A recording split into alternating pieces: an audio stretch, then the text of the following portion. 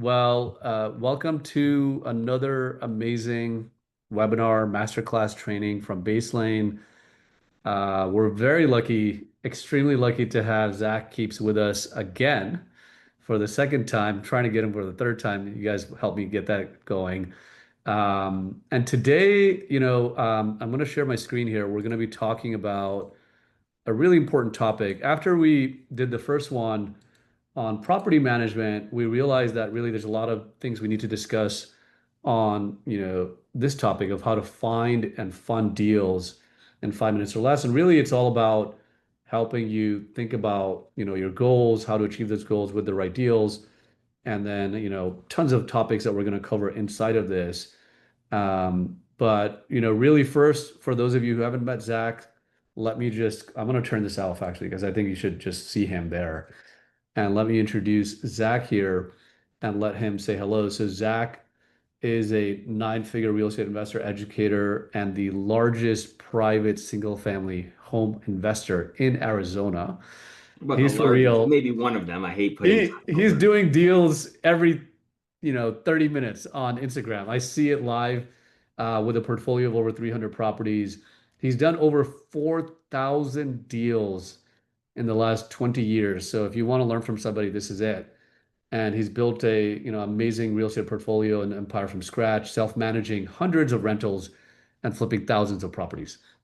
He's also been on HGTV's Trash to Treasure and the founder of FlipLift, which is a coaching community where he teaches everyday investors how to scale smarter, avoid the costly mistakes, and turn real estate into action. So, Zach, welcome. I'll let you say hello here to everybody. Great to be back. We had an epic first episode. It was so much fun. And I said, man, I got notes and notes and notes of stuff that we didn't even get to cover. And I love sharing with the community and the camaraderie and the synergy. So again, that's what legacy is about. It's not what you built, it's what you can, teach other people and enhance their lives financially, mentally, physically, whatever it may be. So I'm honored and proud to be here. Again, we met at a mastermind 6, 7 months ago in town in Scottsdale, hit it off. And so I'm a huge advocate for what you guys do, doing it right from the foundation up. So it's a privilege and honor to be here. Amazing. Thank you so much. We are going to launch a poll just so we know who's here. Thank you for sharing where you're coming in from. We've got over 75 people, looks like almost 73 live, which is amazing. So please go ahead and answer the poll. And there's a couple of questions in there to just help us get to know you better. And then while you're doing that, just some housekeeping. This is being recorded. We will post it on the Baseline YouTube channel, and we'll share some highlights of this also with Zach and his channel in case you are following him on Instagram. And so, in terms of just getting started, I'll just share the agenda with everybody here so you guys have a good idea of what we're going to be covering. Can everybody see my screen with the agenda? Thumbs up. Awesome. Okay. So we're going to talk about, why most investors waste time on bad deals. What's the system to use to, identify and, win the really good deals that you should be going after. And we'll talk a little bit about the lending side of things as well, like what lenders want to see, how to be bankable, as Zach likes to say. And we'll have tons of content in each of these topics. I mean, this 1 hour is not really enough, but we're going to do our best. And then we're going to try to leave a good 10, 15 minutes at the end for Q&A. So hold your questions, post your questions in the question area, not in the chat, so that we can easily see what questions are coming in and close those out as we go. So we make sure we take care of you. And so with that, let me just go ahead and get started. So really quickly, if you're new to Baselane, we want to tell you really 30 seconds, what is Baselane? It's an all-in-one banking and financial platform built for real estate investors. Really what we found is that so many folks are using tools and old processes that are manual and not automated, and you're having to use 10, 15 pieces of relationships just to get your regular one rental managed and optimized. And Baseline, what it's doing is providing you with a business checking account on steroids. That's what I like to say. Hassle-free rent collection and all-in-one custom built bookkeeping and accounting system that's built for the everyday investor. And we have tons of other tools like tenant management, screening, leasing, sorry, as well, and tons of other features for your tenants. So really, this is a one-stop shop. It's here for your real estate business, and you can use this as your central operations to run and streamline everything that you're doing, organize, automate more, analyze more, and optimize your portfolio. And so we'll talk a lot more about that, I think, throughout where we can help. But that's a quick overview of Baselane. And now we're going to just go ahead and jump into this. This is a little teaser. We are going to do a live deal analysis. I want to come back to this. And now I'm going to stop sharing so we can see Zach and just focus in on the topics here. So I think Zach, I think the first topic we're talking about is, why 99% of investors waste time on bad deals.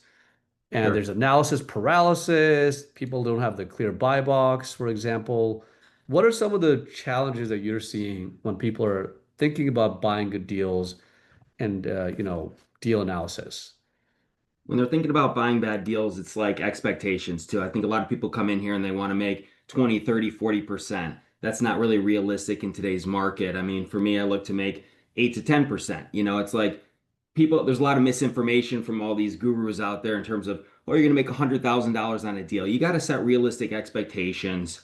You got to know what you're looking for. I mean, people just spend time looking at that they're just underwriting stuff, but they don't even know what they're underwriting or where is it located and what are your goals? So before you even start looking at something, set and define a clear expectation of what you're looking to achieve and make sure that it's even feasible. Talk to people that are doing it and say, hey, Zach, what kind of returns are speak to experienced investors in your market and ask them, what is Right. your return in today's market? And if they're not getting those returns, I can almost guarantee you're probably not going to get those returns from somebody who's doing the reps day in and day out. That's really critical, setting clear, defined expectations on properties. Number two, I think a lot of times too, people are looking at deals and they're looking at properties that don't fit your buy box, right? Like be very clear and defined in terms of what are you looking for? What is your buy box? I have a lot of people call me Zach. I will take a look at this deal. I'm a first time investor and it's a 7-figure deal. And I'm like, you shouldn't be taking on this kind of risk. You're not going to buy a deal for $1 million as your first deal and put in $300,000 and hope to make $200,000. That's way too much risk for a first deal. I like to say your first deal should be a cosmetic remodel, a single family home that doesn't require, $200,000. It should be a 15, 20, $25,000 cosmetic flip, maybe some you can put some sweat equity into. Yeah, that's super helpful. So having clear expectations with real input from local markets, but also having a clear buy box. I think you had mentioned yesterday there's sort of a question even before that, right? In terms of like why are you here? Like what's your personal goal? And can you talk a little bit about that? Because I feel like that's another area that we need to really start with. In terms of like in terms of what's your like what are you looking for in terms of real estate? Like Right. what lures Right. you into this space, right? Like are you tired of your 9 to 5? Are you trying to supplement income? What is your long-term goal and how does each analysis align with that goal? I mean, candidly, Right. like are you trying to replace current income? Is this going to be a lifestyle thing? Are you going to be passive in this deal? Are you going to be proactive? Are you going to be the one doing the work? Or are you just trying to deploy money? Are you want to be, again, what I call a passive investor where you want to invest? Or do you want to be an active investor where you're going to be involved and vertically integrated like I am in these deals? So it's very important to really determine what type of time do you have? Is this going to be just a passion project or a capital investment? Or is this going to be something that's sustainable for longevity for, the years to come? And ideally, and I Right. encourage people, I think it's the best business in the world. Start with one, see if it's something that you embrace and enjoy. This is a fun, it's a very capital intensive and it's a fun business. But again, try one out. It may not, it's not, real estate's not for everybody. It should be. But again, you gotta, before you buy it, you want to rent it and feel it out just like a car. So get in there, put your Yeah. toes in the water, do a project, see how it feels, and then build momentum and scalability, etc. from there. So I think it's really important to decide what are you trying to achieve. You can't just start running a race and you don't have a roadmap. Set the roadmap first, and so you're running and moving always in the right direction. That's super helpful. And I think, as it relates to the roadmap, the why is clear. Why am I doing real estate? What's my goal? Personal, professional. And then I think yesterday we talked a little bit about like metrics. Like I know you talk about your cash on cash return, what you target. Can you talk a little bit about that? Like how should people be thinking about that, right? Like what is their financial goal? Hey, I want 5K, 10K a month, or I want to make 100K extra a year, whatever that is. How do you think about that and your financial metric target as it relates to your why? Yeah, so for me, I always like, again, I like the autonomy in life. I don't like people telling me what to do. So my whole reason for real estate is autonomy in life. I just came back from Colombia. I'm doing deals. I could be at the gym lifting weights, and my tenants are basically paying for my gym membership and my lifestyle. So my why was to create passive income and active income through real estate to be anywhere in the world and set up systems and processes for me to be able to do it. Now, meanwhile, I wish Baseline was around 20 years ago so I could be on the beach and looking at stuff. That would have been amazing. It's here now to adopt and leverage in the business later than I wish, but it's here now to embrace and utilize, and that will certainly help your system. Yeah. So for me, it was about autonomy and control and creating that passive income to do what I want when I want. And then I'm very Yeah. strategic. Each and every deal I say, when you're acquiring, oh, there's the poll. When you're Yeah. acquiring a deal, you Yeah. want to get Well, into sorry. this? We'll come back to the poll. Yeah. We'll come back to that after. Okay. Yeah. I always say to myself in each and every deal, because my business is built one property, one relationship, one brick at a time. When you're acquiring the deal, what happens to your net worth? Does it increase? Does it stay the same or do you lose? So many people are focused on, okay, I'm going to buy this deal. I'm hoping for $200 a month in cash flow. And I use, and we'll get into it, a cash on cash return basis, meaning without leverage, I'm underwriting my deals with cash. So it's really important to say, and hopefully equity is your best friend. So many people are neglecting equity on the returns. They're just looking at, okay, I'm going to put up, a 20% down payment. I'm going to get leverage and I hope to make, with the assumption of full occupancy, $100 a month. That's a hope strategy. Hope doesn't win in the game of real estate. Hope is not, an underlying characteristic of success. Of course, you want to be positive minded, but the reality is equity is the whole key to this business. Cash on cash returns in Right. terms of rentability and equity. In fact, you guys integrated on your calculator coming up an equity return, a stabilized equity, which is also your profitability or potential profit on a deal. So it's so critical to focus on both cash on cash return and equity because nobody talks about life events and what happens in lives.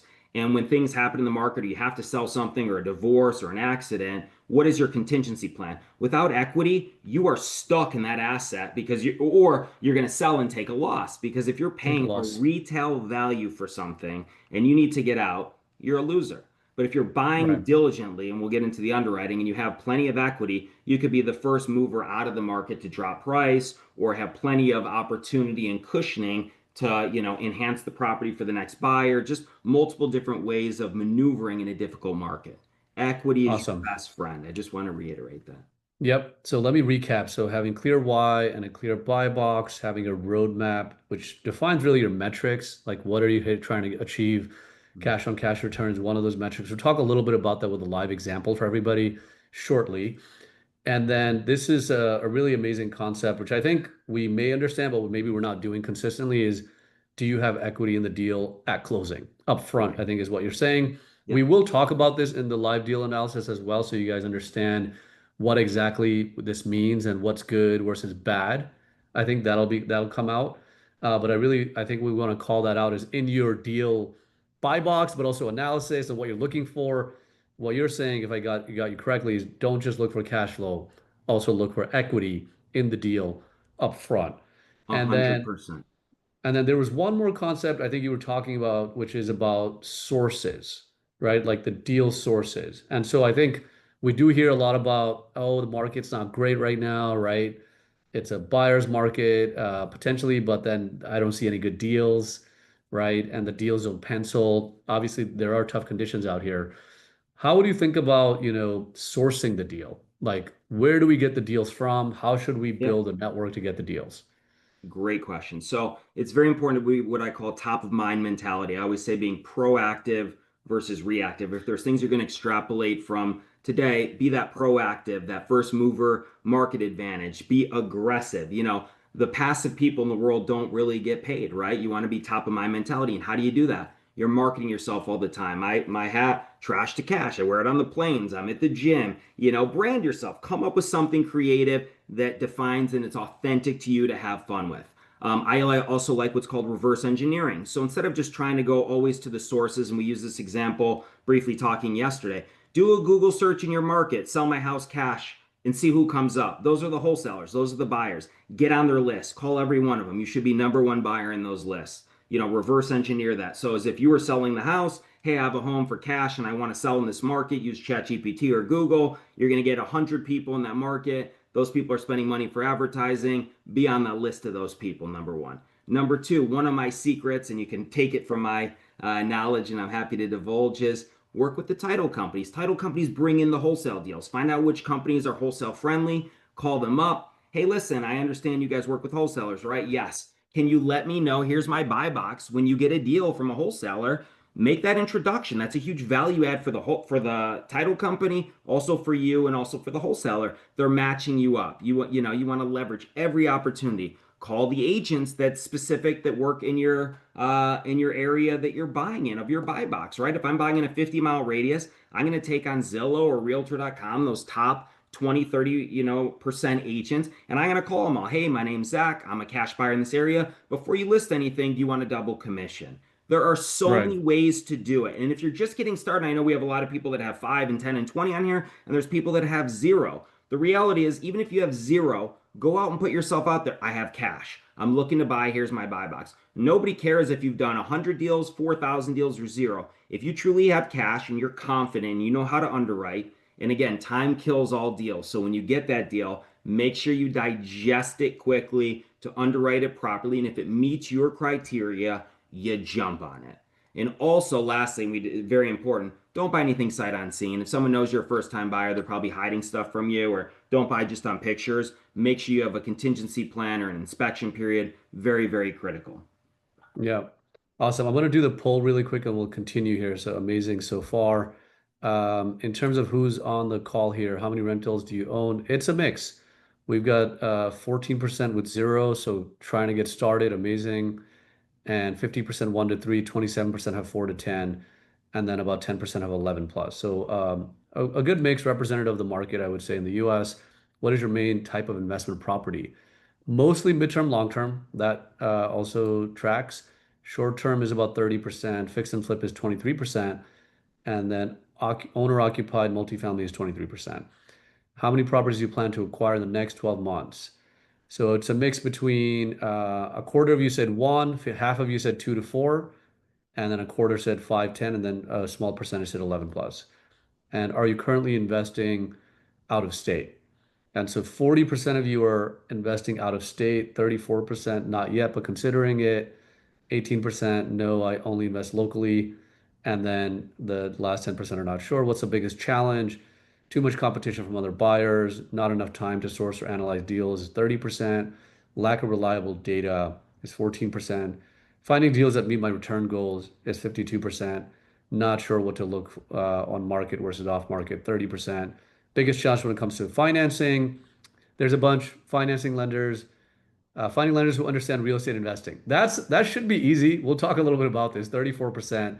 But I understand getting it pre-approved quickly, 16%, so you can close fast. Preparing lender-ready financials and documentation. We can help you with that at Baselane. 23% of people said that. Half of you said knowing which financing options are best. So we'll talk a little bit about that too today. And then 60% said not having enough capital for down payments.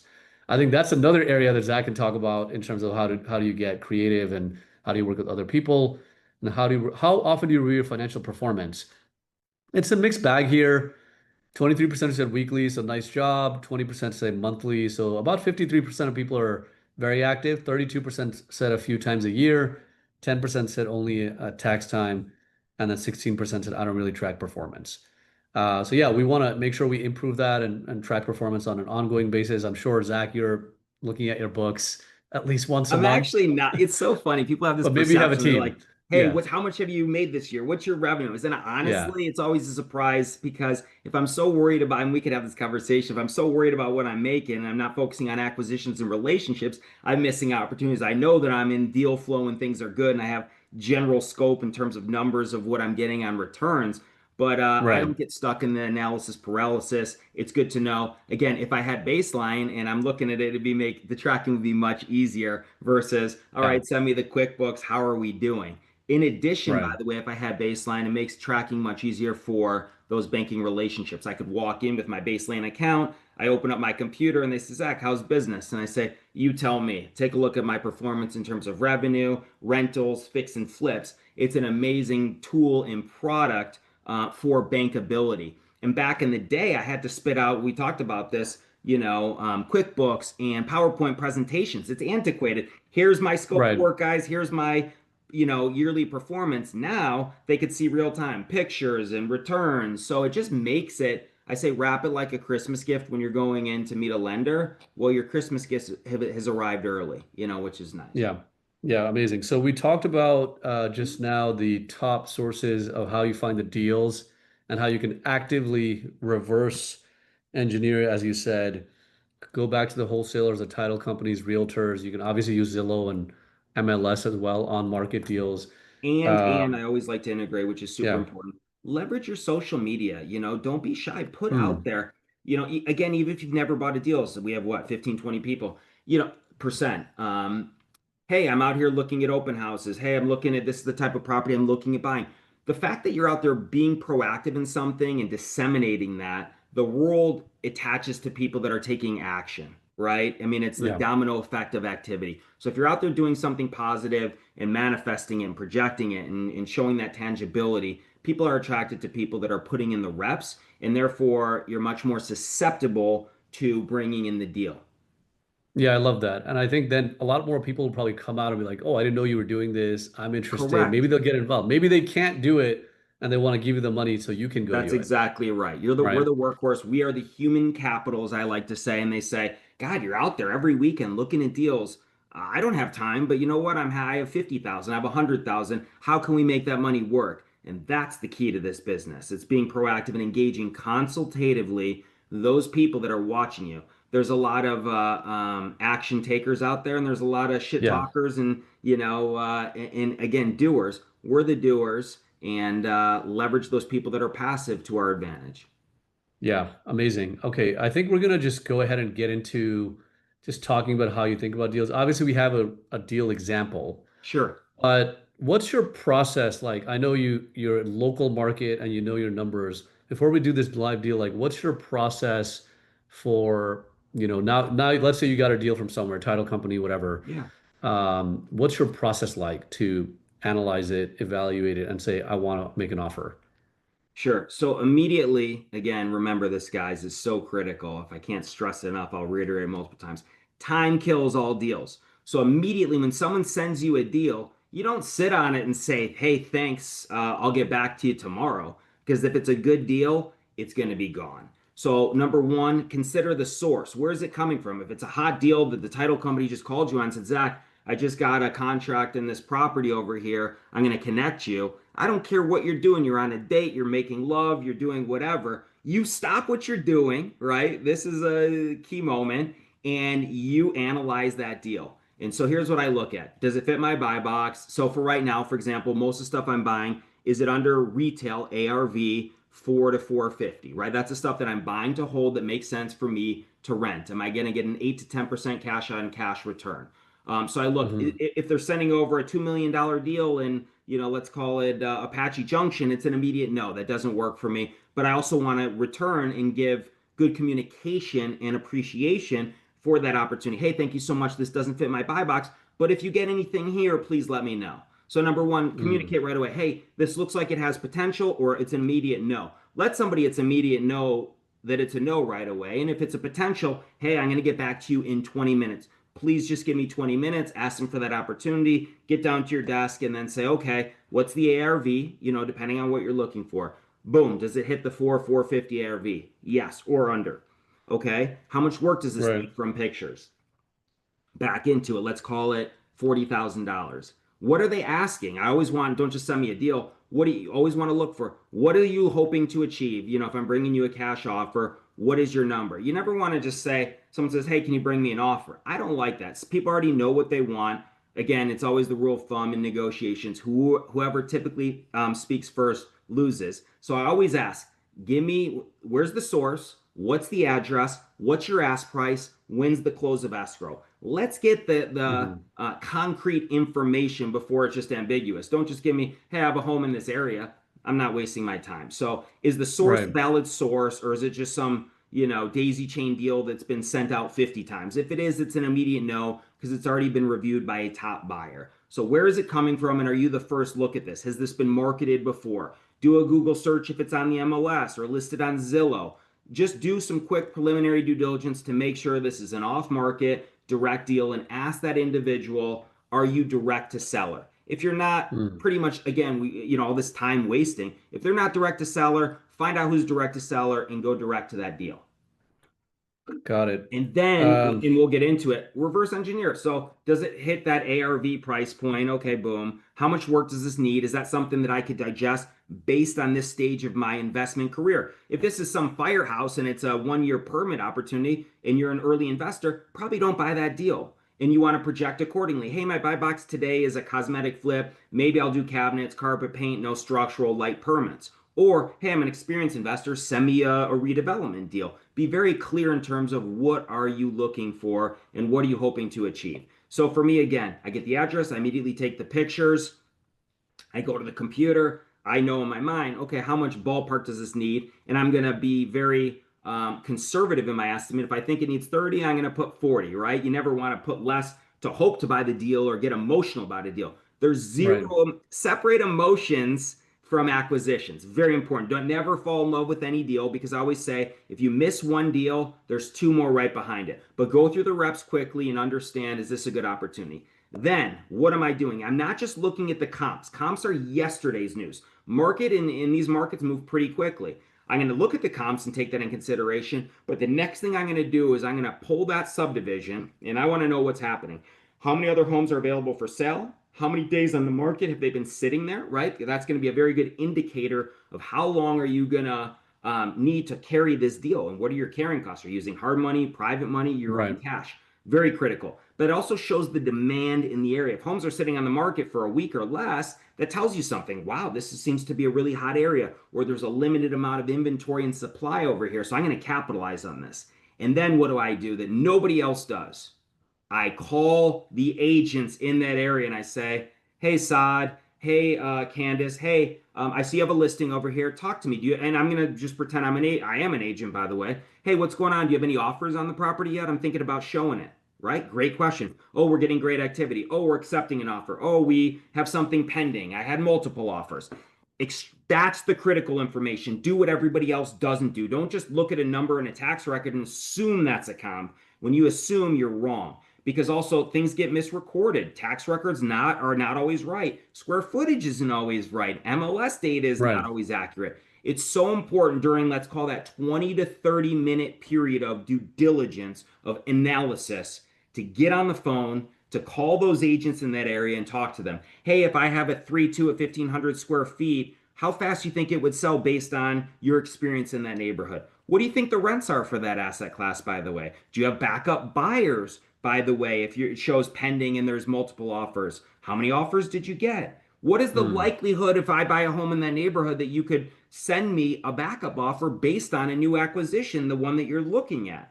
Those are the critical questions you got to ask, not just yesterday's comps from 3 months ago, right? That's key. got it. There's a lot in there. So I think we're gonna do it by going through the live deal analysis and Yeah. break it down I for know I everybody. talked fast, and Yeah. again, I know you guys are We gonna have it have questions. I recorded. get passionate about it. Yeah. But again, to slow it down again, time kills all deals. So you want to be ready to rock and roll. If you are a serious buyer and you're not intimately familiar with your local market, you better have a laptop on you and the technology to be able to pull over and get on Wi-Fi. You get that hot deal, you say, I'm going to get back to you in 30 minutes. Or you could also frame yourself, I'm a 30-minute buyer. All I need is 30 minutes. I'm going to give you an answer. Will that differentiate you from other buyers that take 2 days to get back? Wholesalers get antsy. They get a contract they want to sell right away. They're willing to take less right now than wait for a hope price, right? So you Right. always have that ability, if you're the first one in there, to say, yes, I can pay your price, or hey, I could probably do this. Is that acceptable? And get a commitment from them. It goes both ways. They need you just like you need them. Right. Excellent. So I think there's a lot of questions here, folks. If you have questions, just start sending them in now in the Q&A section. I'll try to do my best to cover it. We're going to do a live deal analysis to go through each of these things. Zach, I guess one high level question. I don't know how many deals you get per day. Yeah.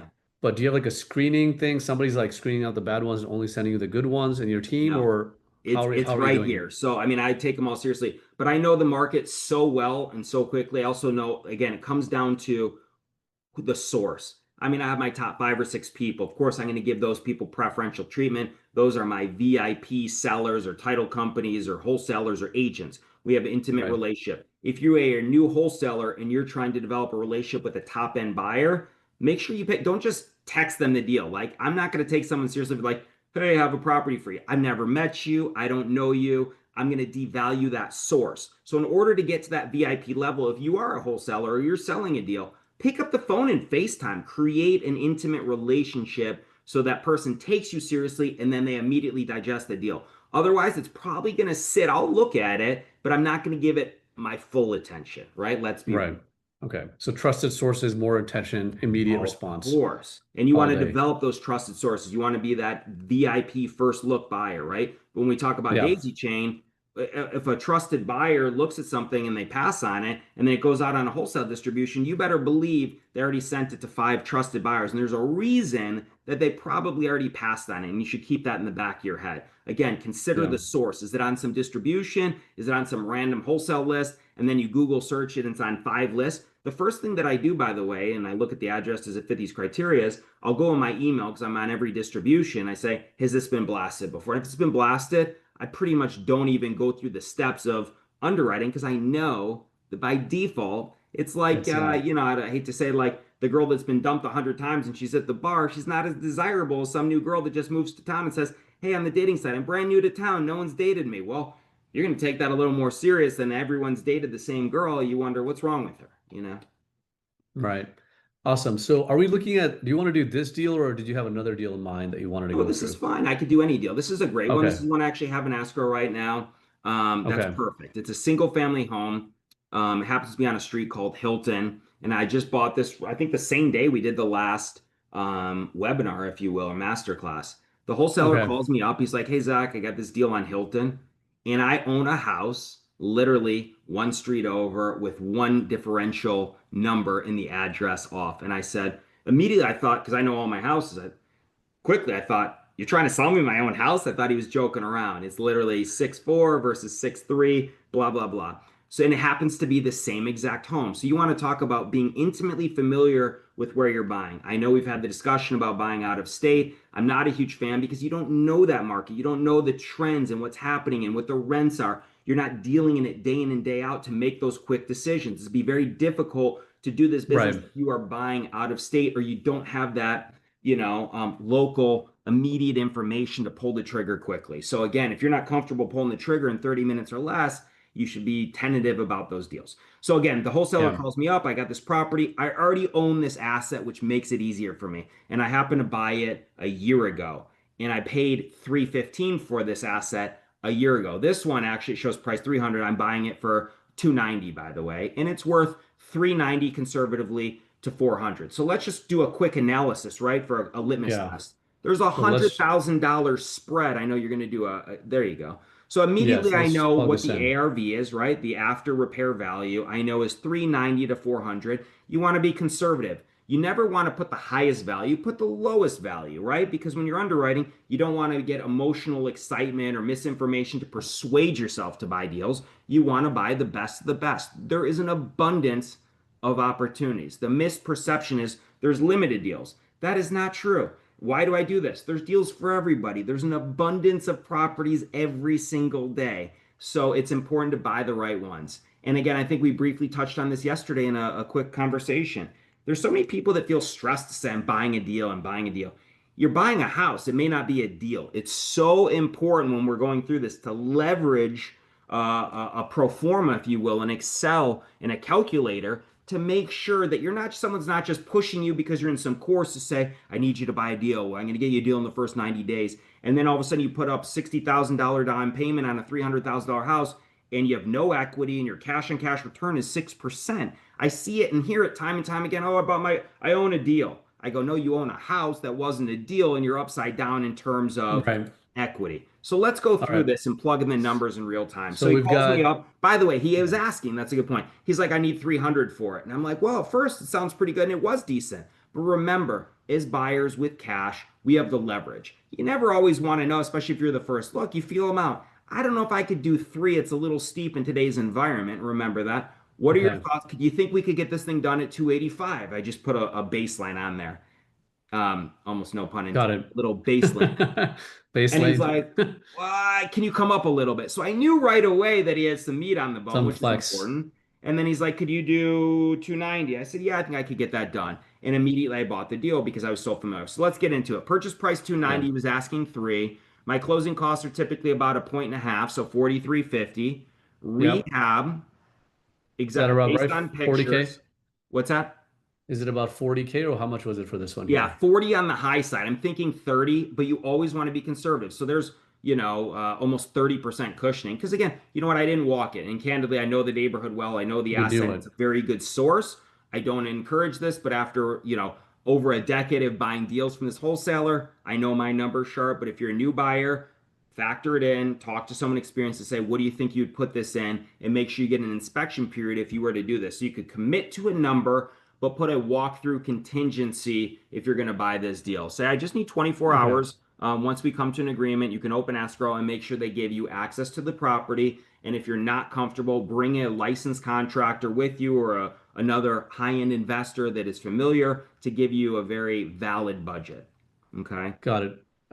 Down payment, do you do all cash on I on do all these or cash and I like to underwrite all cash, and we can look at it both ways. I think, and we talked okay. about this, when leverage or you call borrowing capital is cheap, let's say money back, 5 years ago was 3%, Right. you would think that every deal is a deal because money is cheap and you persuade yourself, oh, I'm going to put 20% down, but my cash, I'm going to get, 15% cash on cash based on my down payment. But the reality is, when that leverage changes, it doesn't work like that. So I think it's really important when you're analyzing deals to assume that you're paying all cash. It just cleans it up. You can always refinance, you could do a DSCR loan, you could do different things. But when I'm underwriting, I just pretend, not pretend. Reality is It's I'm you paying have the all cash. cash. Yeah. Just really quickly, closing costs. I'm assuming you already know your numbers because you're in the same market over and over. Yes.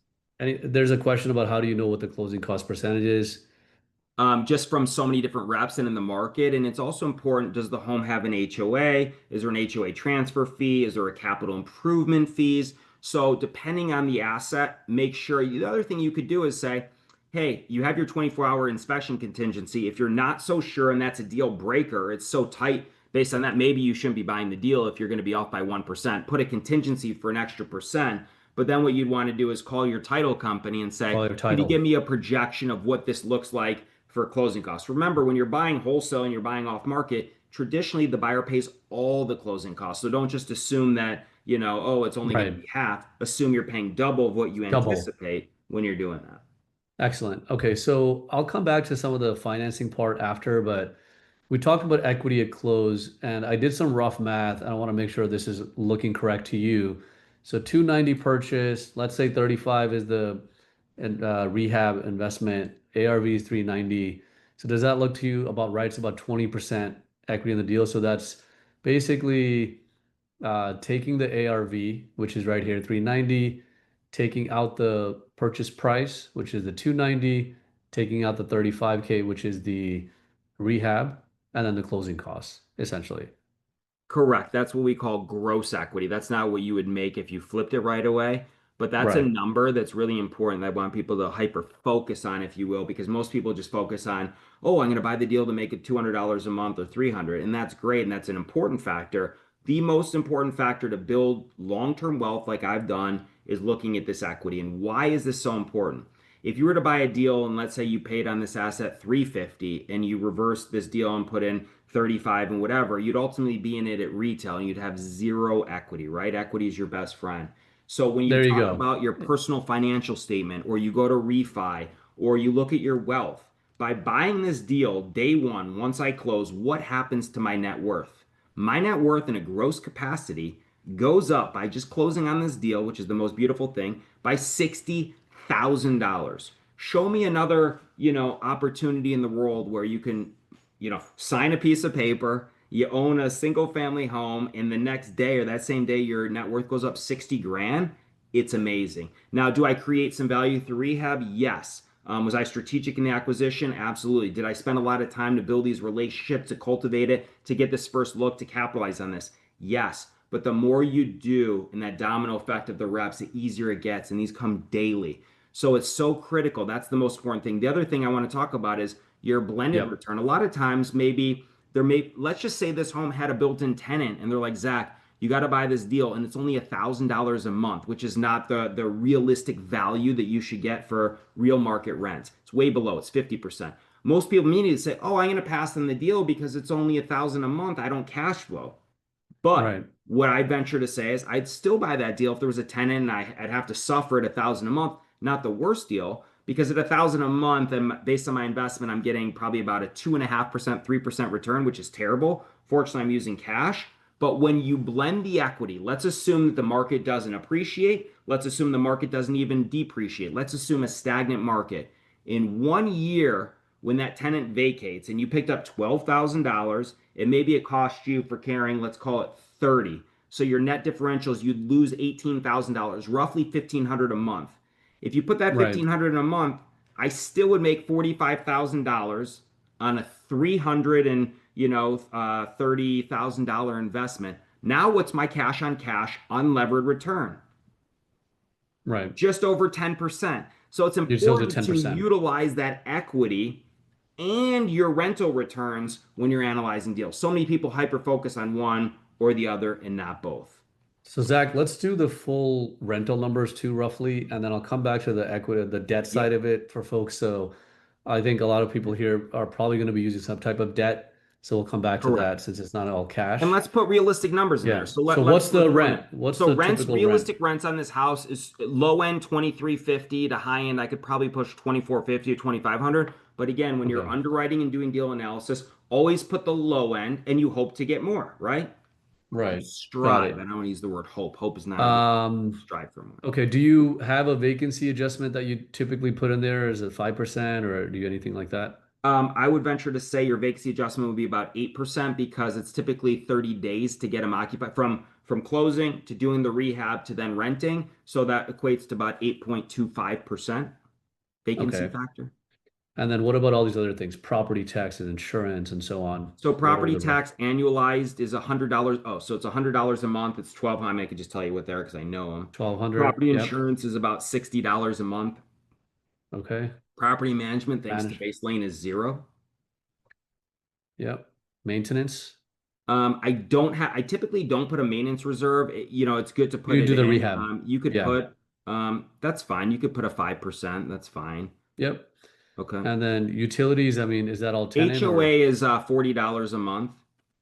okay? Let me just copy this down. And then the utilities, is that tenant pays or you pay partial or Tenant always, so here's how I run my business, which is important. People do it all the way want. You say people, they learn how to buy a deal, then they don't know what happens. My standard protocols, and here's my speech. Hey, welcome to the family of Zach Ventures. You're responsible for all utilities. You're responsible to change the light bulbs and air filters, but anything maintenance wise is my responsibility. There's no additional fees. You never want to discourage someone to call for a maintenance because they're like, oh, I'm not going to spend $50. Or a small leak turns into a big leak and mold, and all of a sudden it becomes a big problem. So there's never any service fees for them to call. You want them to be proactive, not reactive. Same mentality. And again, here's my number, here's my maintenance number. You call me on that. They also have to got take care it. of the landscaping, generalized landscaping, Okay. that's on you. And any HOA fees that are incurred by not following the protocols, which you explained to them, would also go to the tenant. I pay the HOA monthly, but if there's fees for violations, that gets billed back to the tenant. I see. Okay. So basically, does that look about right? The NOI is about 1845, 1850 roughly. Absolutely. Yeah. Okay, awesome. And so now we can talk a little bit about the financing. Now, this doesn't calculate the pro forma unlevered, so I can kind of just go back and zero this out, for Okay. example, and let me just see if that works. It should. But how do you do the math? So there we go. So this comes out to roughly 15% actually, cash on cash without leverage. Does that seem right That to you seems high. roughly? That seems high to me It's because high? here, let's just do simple math. Take 1845 times 12 and divide it by my Yep. overall basis should give you that exact number. Yeah, I think I should be working out, but we usually don't do it unlevered. So I'm gonna just quickly do it live for you guys. Some fun Excel formulas here, and I'm gonna put this as So your it was cost basing it on the basis. 60, but it should be based on the overall The investment. So you're going to That's right. take, yeah. So there you go. I mean that because you also C22. So yeah, the initial investment is really well, yours is all in, so you're 100% cash, right? Right. So your net, So that initial investment's going to be so we have to 330. change this. So it's going to So we bring have it to down. change this to there Correct. you Down go. payment 100. There you go. So there we go. That's There you looking at go. about Bingo. six, seven, seven That's percent. exactly right. Okay. So, yeah, that's slightly under, and then we puff some numbers in there to be ultra conservative. But again, I look Right. to aim for an 8 to 10. But again, why does this deal make so much sense? Because that equity kicker, that 60,000. If I wanted to just decide at the end and not rent it and flip it, I should make 40 to $45,000 very conservatively on this deal, which is great. That gives me above a 10% yield. I get a great rental return. If I needed leverage on it, I could probably get it down in the low sixes on a DSCR loan or great credit. Right. So it's still going to give me great cash flow. I've got great equity. This one is obviously I bought it, so that's why I bought it to rationalize. If you're looking at it from a tangible Right. perspective, why did I do this deal? And just to play with the numbers here really quick, I mean, I think you were at 30 on the rehab and this is zero, so you get north of 7% that way. But there's some scenario analysis you should be doing. And I think, Zach, you mentioned this earlier, but don't just take people's numbers, get your own numbers. And so basically, every single number in here is backed by experience and real data, right? In terms of what Absolutely. I the mean, from reps and rehab reps is. and reps. And just Right, because I can do it for 30, when you're going to start out, you may not have the same economies of scale. You don't have the discounted contractors. You don't have the discounted, aggregation of materials. So if Zach says, hey, it's going to be 40, you should put 50. You always want to err on the side of being conservative versus right. aggressive. And if you hope to come in, you strive to come in under, and then that's the icing on the cake for sure. Yeah, we did want to get back to some of the lending conversations. So we have this available. If folks are here and looking for this, we'll have somebody here send it out to everybody. But we do need you to sign up to get the spreadsheet, and we'll make it flexible for you. I think there's a bunch of questions related to financing. What we just did there, for example, we assumed 100% purchase price, right? Cash up front. Obviously, that cash on cash we saw the 7%, 7.5 is unlevered cash on cash is what Zach's been talking about. Unlevered meaning there's no debt assumption. Then if you have debt costs, whatever that is, then let's say the debt is 5, 6%, that would be the difference, right, of your actual net return after Of leverage. course. Yeah. And so we're going to talk about the financing now. Let me just make sure I've got questions in here that I can cover. Somebody asked about investorslift.com. I Investor should have list. said, Yeah.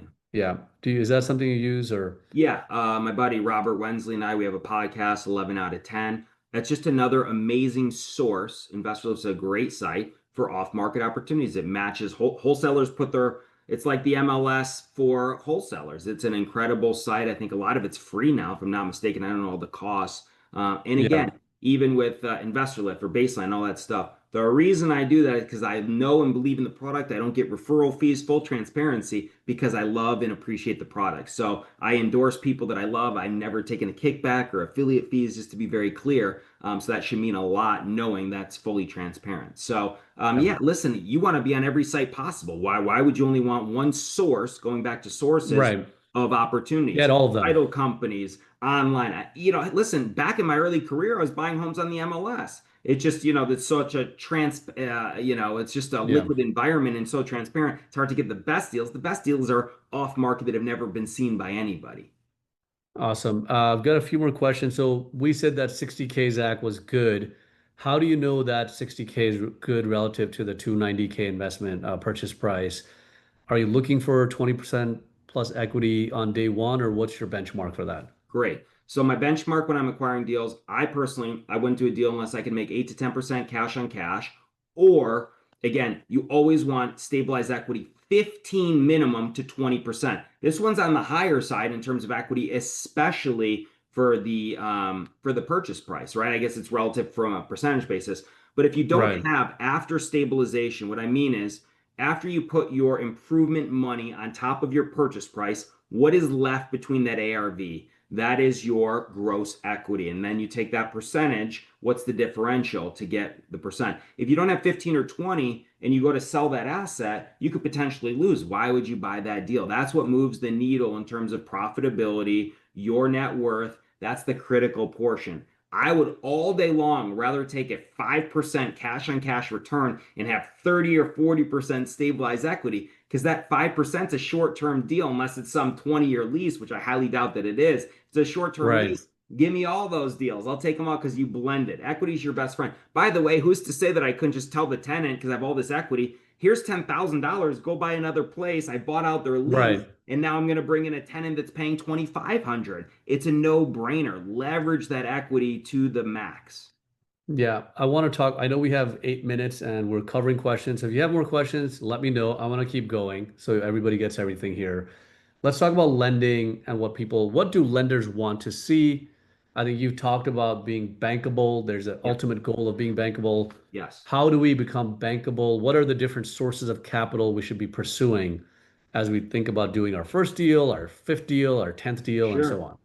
So it's always important to explore all aspects of capital and run a pro forma and say, hey, am I better off going to the bank and getting, can I qualify? What's my W-2 income? If I went to Bank of America or Chase or a big bank or a mortgage lender, can you qualify today? That's number one. And how much can you qualify for? Do you even own a home? Can you buy this as a primary?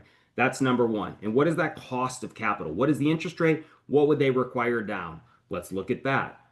Number two, hard money. You get an amazing deal with tremendous equity. You've got some down payment money saved, or you've aggregated some friends' money. A hard money is it's predicated based on the asset, not credit and equity. So if you know how to underwrite and you can sniff and source good deals, you can go to a hard money lender because their money is going to be in a first deed of trust on that asset. They're lending against the asset, not you. You know you have a bad deal if the hard money lender says, I'm not going to lend on that. You should definitely, Walk second away. guess maybe it's a good deal because those guys are professional underwriters. They are risk mitigators. They don't like the risk. So I would look at that. There's private money. There's people, friends and family. And that's how I raised a lot of money using what's called OPM, other people's money, private money. And that says, hey, we are the human capital. I'm out here underwriting deals, cultivating relationships. I'm going to have you put up the money. You're going to get either a preferred return. I'm going to give you 5%, 6%, 8%, or I'm going to give you equity in the deal. That's what's so exciting about this business. There's 10 million ways minimum to structure opportunities. So don't think that you're out of the game because A, you can't qualify for a loan, B, you don't have any down payment money to get hard money. OPM all day long. That would be your best friend. So you want to get people excited about what you're doing. And that goes back to, again, being proactive in the marketing, top of mind mentality. When you're out there posting videos, underwriting deals, shaking hands, looking and running the reps of deals, you're going to talk about it to everyone. And your excitement and enthusiasm is contagious. Don't forget that. And then someone's going to say, well, Saad, I see you out there all the time. Listen, man, I have 100 grand on the sideline. I'm super busy. You're a motivated individual. Could you work my 100 grand? Give me, 50% equity in the deal. And you're like, okay. And then you structure an agreement. There is a million different ways. I love the private lending side, but it takes time to get there. And how do you get there? You pay your taxes, right? There's no shortcuts to this stuff. If you're writing Yeah. everything off every year and you show no income, you can't go to a bank and say, hey, I want to borrow money, and you have no money hypothetically to service that debt. You're not bankable. So I say you got to pay to play, and that's the cost of business. You're either running a sprint or you're running a marathon. My business is predicated on a marathon mentality where I can go to the bank and they're going to see, oh, Zach pays taxes. He makes, X amount of money in revenues. He can easily cover this debt. It makes sense. And then the key is I have all this equity. Equity is your best friend. When you go to get leverage and you go to submit these properties, whether they're free and clear like a lot of mine, or you have a small amount of leverage, that gives you the ability to grow and scale by aggregating those homes, pledging them to the bank, and getting lines of credit or takeout mortgages on steroids. It's the same thing as getting one DSCR loan and combining 10 homes. It's called a cross collateralization loan. I'm taking 10 Hmm. DSCRs hypothetically at once, giving it to the bank. The bank underwrites and says, we're going to give you 70% of value. That's the ultimate bankability. You then get money off those homes. You go out and you buy more assets that are performing with more equity and continue to grow and scale. Yeah, amazing. I think if anybody, I saw questions about HELOCs. We're about to launch one of the largest HELOC partners as digital. It's going to be embedded in Baselane. So that's coming out soon. So look out for that. And then we do have a really good DSCR lender. If you know what that is, if you want to talk to them. I would also say, Zach, like for the folks that are starting out, there, I would build those relationships because some of those guys know the market that you're in. They know the numbers. They run numbers all day.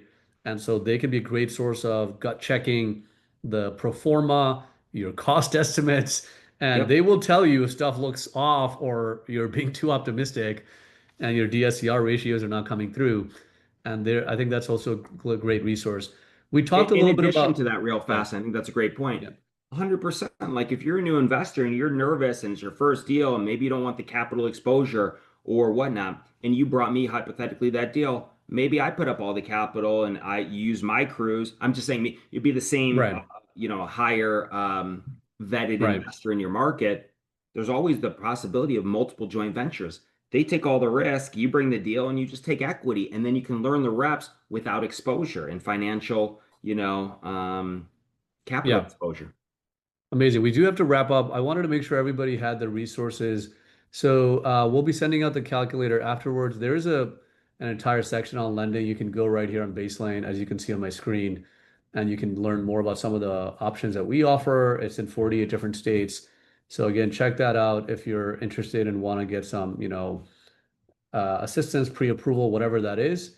And we do have to wrap up at this point. I do want to let you know that for folks that are signing up here and setting up a Baseline account, we have this 10K level up sweepstakes that we're running right now. So if you scan the QR code and sign up for this, if you create an account and you deposit only $2,000, I'm sure we have that sitting somewhere else not earning anything, you can potentially win $10,000. Great down payment for deal number one, deal number two, or a capex for renovations that you need to do on something that you want to do value add for. And so go ahead and scan that QR code. And there is a deadline here. So for people on YouTube, if you're watching this after August 31st, 2025, this will not work for you. So that's the deadline when we'll be announcing the winners shortly after. So please go ahead and sign up. And if you attended this training and you've signed up, we will be sending out that spreadsheet with that equity component built into it to everybody here, to your directly to your email. And so we'll have that there as well. And man, I'm reading the comments.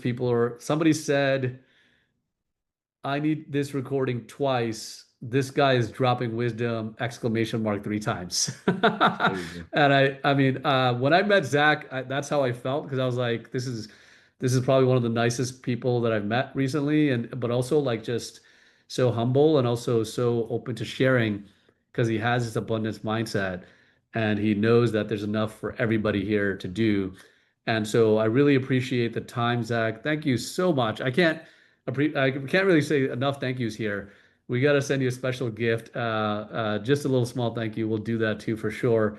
We appreciate your time, and maybe we'll have you back. Who knows? If people want to It'd be my pleasure. If you want me round back, three, let them know. But remember, time kills all deals. Leverage this amazing technology, the calculators, the quick communication, leverage all the relationships around you, and just think about what are you doing to be top of mind to attract the deals, proactive versus reactive. Go out there and crush it. There's an abundance of deals for there's everybody. so much. And guys, I was at a conference. I had to share this because I was across from a lender's booth and I was showing them the baseline like reports. And they're like, I got people that are buying deals right now. I'm going to send them to you so they can get these reports so we can use it for closing. So For it's kind of like a sure. no-brainer. Like, No so you'll have brainer. the calculator. You've got all this content from Zach, all this coaching for free. So we hope you appreciate that. Yeah. And please send him thank yous as well. Follow him on Instagram. I'm watching it every day. So check out his Instagram. We'll send that out too. And then, yeah, we'll see you guys next time. Thank you so much. Great to see you guys. Good luck to y'all. Take care, All guys. right. Thank you. Bye.